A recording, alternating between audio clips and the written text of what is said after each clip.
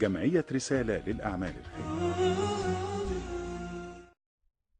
الله الله يا ربي الله الله ومن قلبي علي توضى كده من الها صلى الفجر ولف في مصر وحواليها. الله الله على الأزهر الله الله الله أكبر أم الدنيا كمان واكتر لو قلت اوصفها أنا مش هنصفها وأكفيها. الله الله يا رايحين على مصر مين يبعت سلامي في كلمتين يا أهل الله مشتاق لناسها الطيبين ودي ياما فيها مخلصين يا ما شاء الله وفي أزهر العلماء تقدر تقول ما تشاء ده أنا والله بدعي لهم رب السماء وقولوا آمين إن شاء الله إن شاء الله.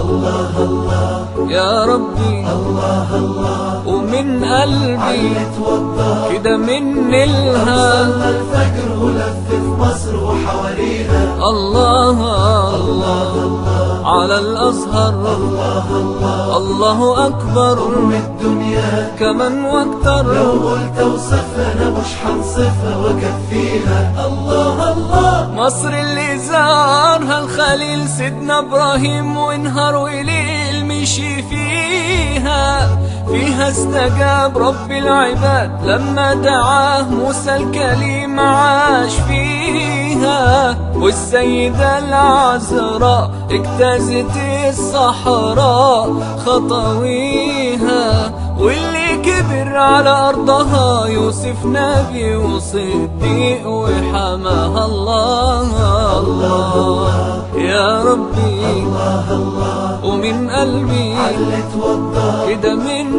صلى الها الفجر ولف في مصر وحواليها. الله الله على الأزهر الله الله الله أكبر أم الدنيا كمان واكتر لو قلت اوصفها أنا مش هنصفها وأكفيها. الله الله وقالوا لي عنها كلام خلاني أقول يا سلام ده أنا ياللي لفت سنين وسنين في بلاد كتير تانيين وتملي ألاقي ناس بتقول جمالها غير معقول وهو بالي حسيت وأنا من أهلها بحاجات تخلي العقل.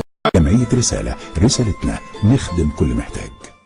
إلى الأمام إلى الأمام إلى الأمام. دقت ساعة العمل.